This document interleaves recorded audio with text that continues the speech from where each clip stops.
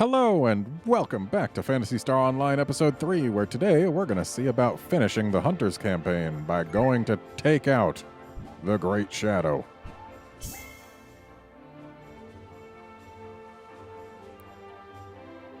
Thanks to your efforts, we've discovered the location of the Great Shadow. My career is depending on this. I've already sent out several of my staff, but I seem to have lost contact with them. I'd like you to go out and investigate this Great Shadow. Alright. So, the Great Shadow is not going to be what you expect it to be, I can tell you that much. Ooh, character HP set to 20. It's a little high. And we are against Pollux. Made a new deck just for crayons. It's not super different from our last one, but it's different enough. I presume you're already aware of the Great Shadow's power. If you can bring back information about it, we'll be able to get a substantial reward. Therefore, it is of the utmost importance that you conduct your investigation as discreetly as possible and without alerting any other research groups.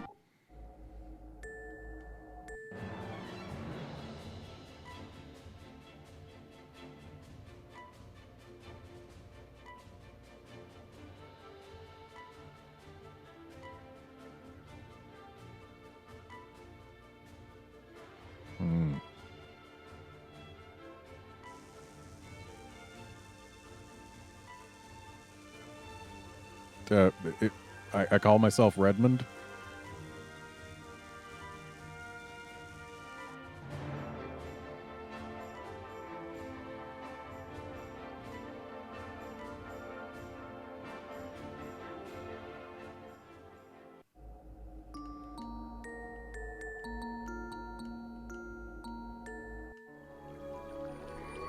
Oh, I love this music. Probably my favorite in the game.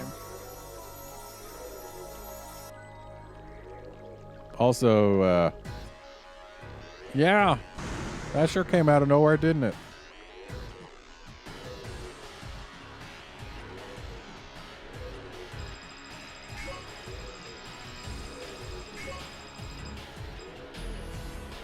Interestingly, the arcs get a different boss. Yeah, we are... There we go, we got some mags. Mags are the most important things we can get here. Mags and things that are cheap to equip. It's a little unfortunate that that is a 2-cost mag, but it's still a mag.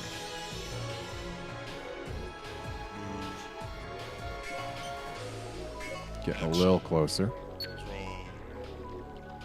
I don't remember what all she does, but I do remember a deck like this being good. Oh, no. That's right. She's got a ton of HP, and every round she gets 1 more AP. And after a few rounds, she pierces. Change dice. Set. All right, we're doing fine so far. When does she start to pierce? 8 turns.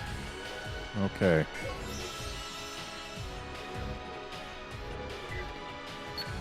Saving some room for some more cheapo things like mags. Action. So, we'll attack with that. Return home's a little unfortunate, but whatever. Defense. Come on, don't return this card. Yay. So we get to keep the Harisen equipped.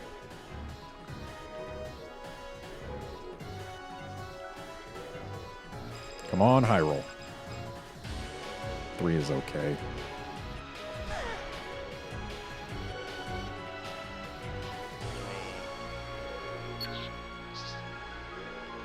Hey, we got a handgun. That's great.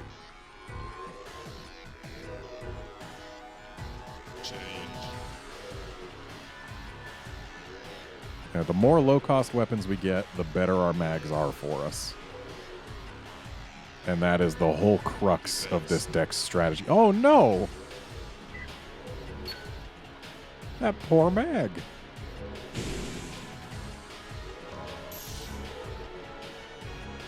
That's actually very bad. Change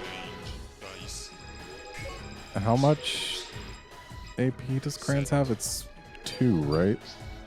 Yeah, so we've got 3 AP.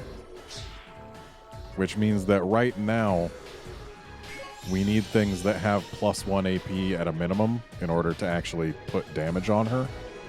So this handgun is worthless at the moment. Action. And this is only worthwhile because we can use that slash with it.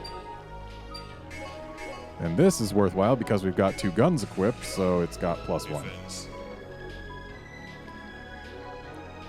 I don't remember her even having defense cards other than stuff that blocks the attacks that are really just stuff that would put debuffs on or whatever. Or do otherwise things that just completely negate the challenge.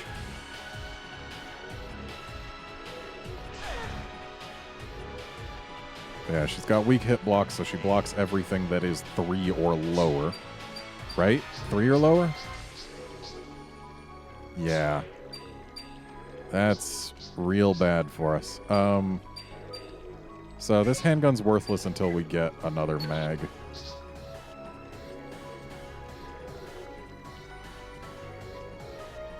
Her AP is going to get so high. It's going to be so scary.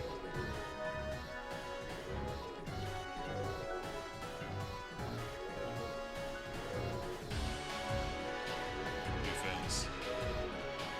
Dang it! Stop killing the good things. Then again, for 2 points, a mech gun is better than a crush bullet unless we've got all of our handguns equipped. Change dice. At least she didn't kill the other mag. That would have sucked.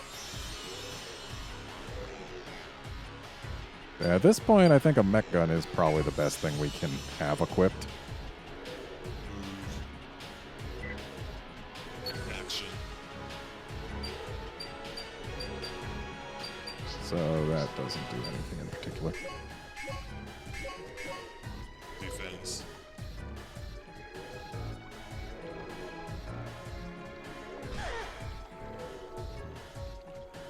So on her next turn, she's either going to be piercing already, or it's when her AP hits 8.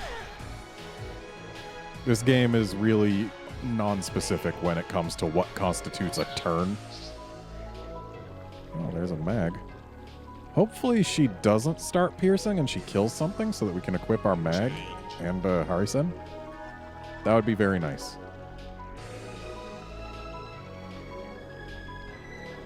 Though, preferably she kills only one thing. Defense. Nope, she is piercing.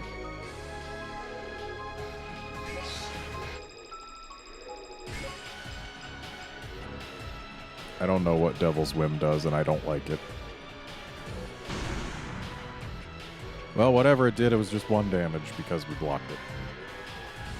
So yeah, we are never going to be able to equip anything else because she's piercing, and I don't believe she gets any rampage type cards, so Set. we get to fight her with what we've got. Action. And so we will rifle through her stuff, and then... Oh, wait. I thought the Varista had +1 AP. Whatever. Defense. Oh, that's what happened. She put an AP silence on us with the Devil's Whim. Ooh, I don't like that. Because that's just 1 turn where we don't get to do damage, basically. And because I wasn't aware of it, we just wasted our gun attack.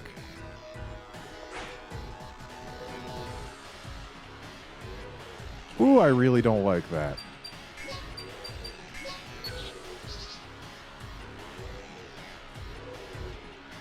She's just getting beefier. Change.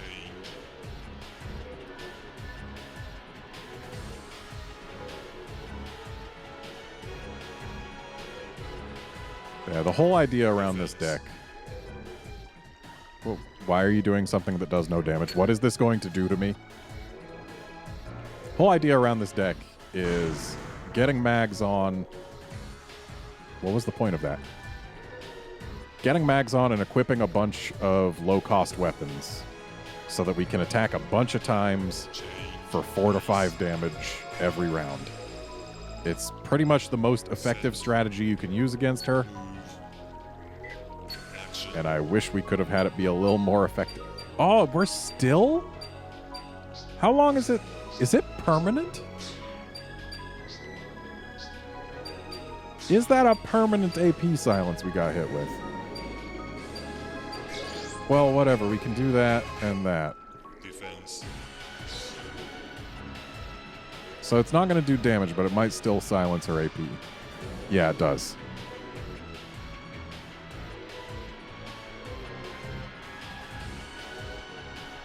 But if we've been permanently AP silenced, then we've lost.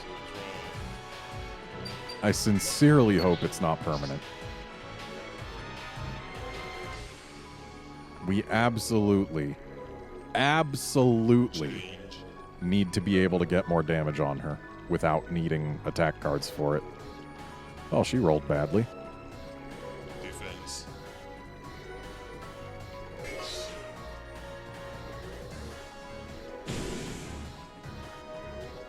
Please let my AP come back. Please. No, not yet. Never, maybe. Change. Dice. Set. Please don't make me just watch myself lose for many turns. Dang it. Action. Alright, so one of these lets us get damage on with a weapon. So we can do that, and we can do that. We should have done that first, but whatever. She doesn't defend.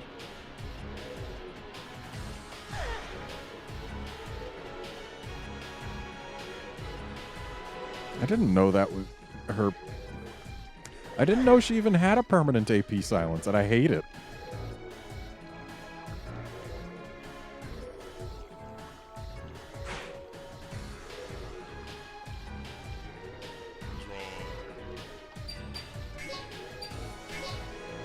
Are our mags not... Or our mag, singular? Yeah.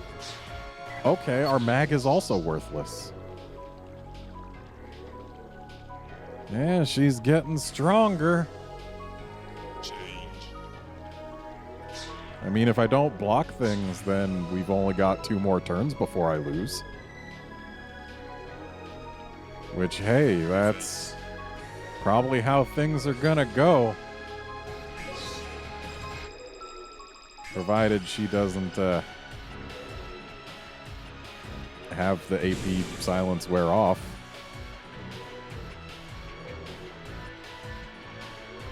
Of course, if it has... Okay, good. Our AP is back. We can do this. It's not hopeless. Set. And in fact, I think we've won if she doesn't block. Action.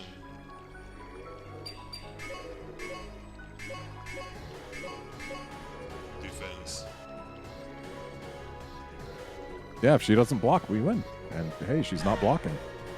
We've got exactly enough damage.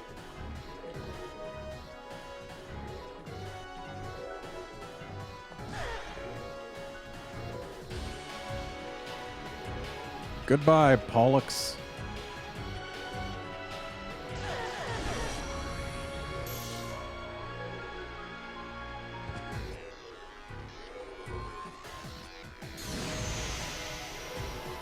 Well, that's unusual.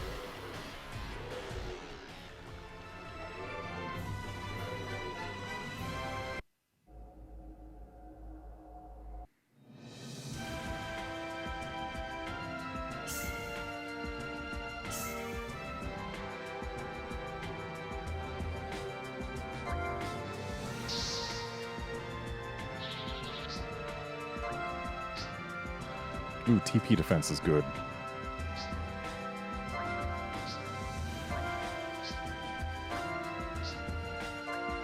I would love to get more TP defenses. Because, yeah, it does that. You use it, and it swaps their AP and TP, and there are not that many creatures where both AP and TP are scary. So, yeah.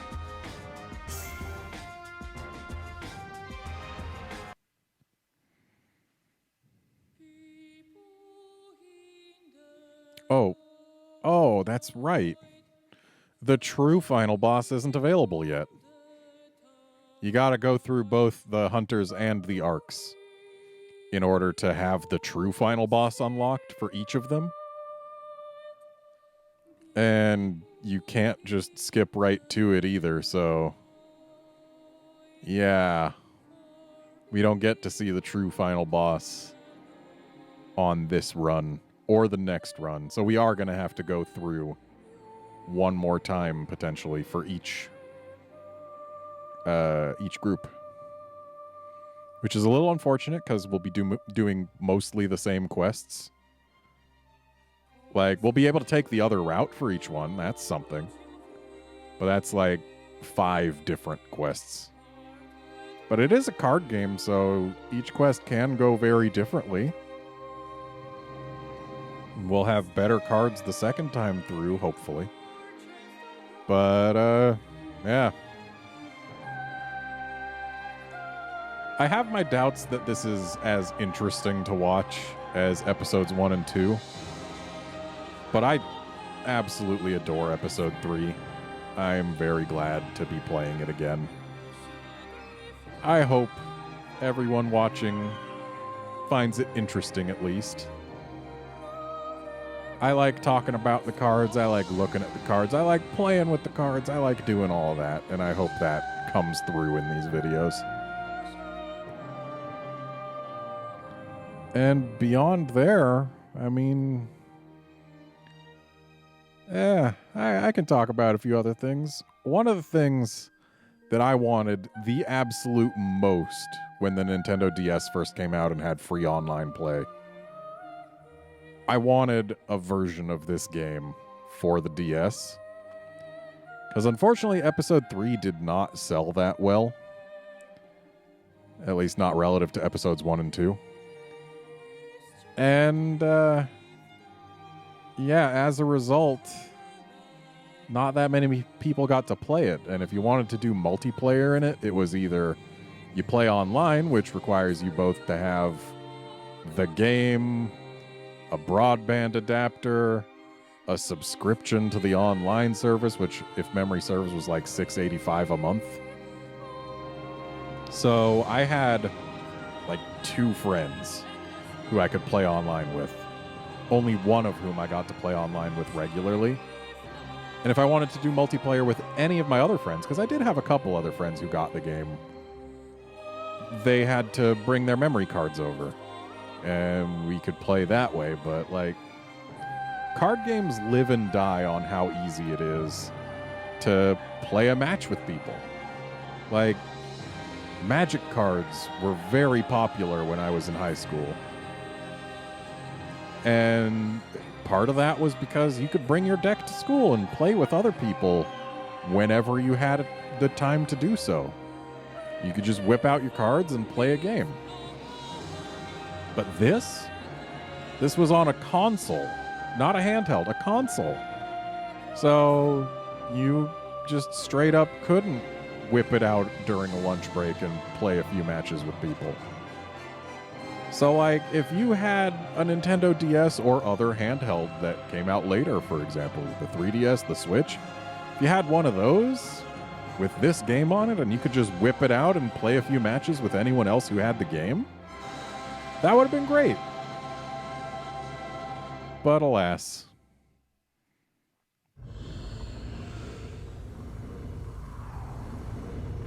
Oh. So we do get to see it. We just don't get to fight it yet.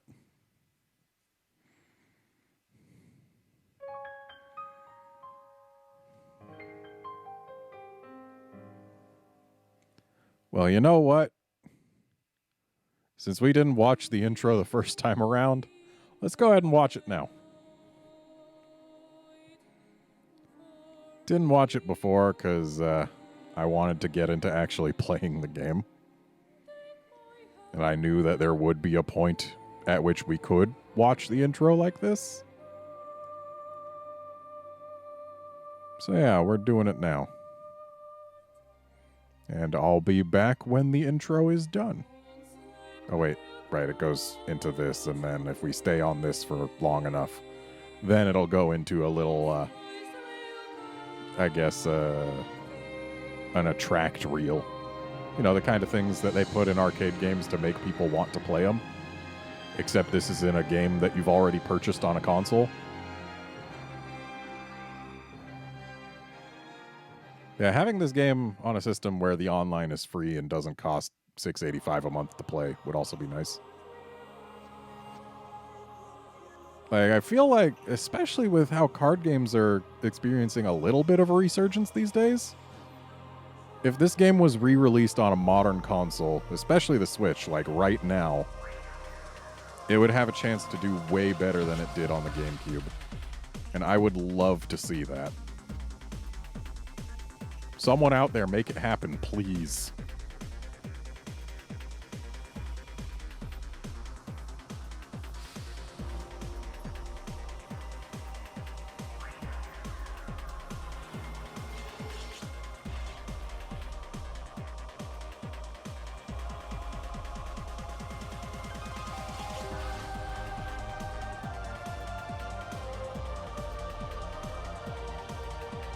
Man, look at all those weapons we didn't get.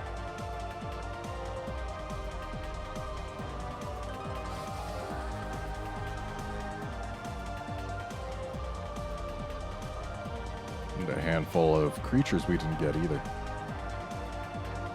I find it interesting that they show a Crimson Assassin in this video when it's like one of the rarest cards, if memory serves. I went a long time before I got my first one.